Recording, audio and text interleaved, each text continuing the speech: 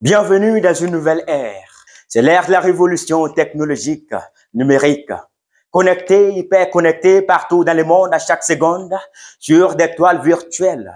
On reçoit des notifications, des informations de façon frénétique.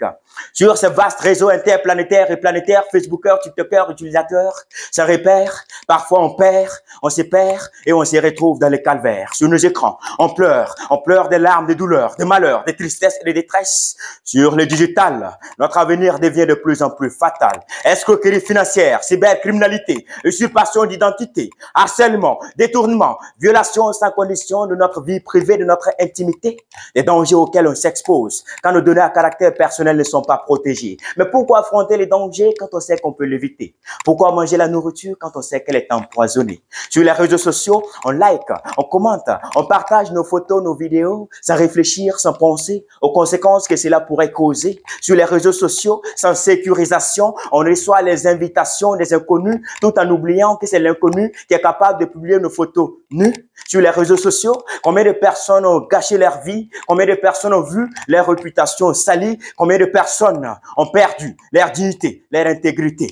La protection de nos données à caractère personnel devrait être notre priorité. Pourquoi reléguer cela au second plan? Pourquoi cette négligence? N'est-ce pas notre négligence qui est à la source de notre souffrance? Car ce que l'on refuse d'apprendre par la sagesse, on finit toujours par l'apprendre par la souffrance à grande vitesse. Les réseaux sociaux sont des lieux de partage, mais tout ne se partage pas sur les réseaux sociaux. Nom, adresse, compte bancaire, salaire sont des données à caractère personnel qu'on ne doit pas publier. Car les exposer, c'est mettre notre vie privée en danger. Et pourquoi affronter les dangers quand on sait qu'on peut l'éviter? Pourquoi manger la nourriture quand on sait qu'elle est empoisonnée? Pour la protection de données à caractère personnel, moi je slame pour lancer un appel à la prudence, à la vigilance. Sur les réseaux sociaux, faire confiance est bien, mais la confiance n'exclut pas le contrôle. Alors chacun doit jouer son rôle. Protéger nos données à caractère personnel, c'est se protéger soi-même de façon personnelle. Pour la préservation de notre identité, adoptons des mesures de sécurité. Pour éviter le piratage, le chantage allant dans les paramétrages de confidentialité pour sécuriser nos comptes.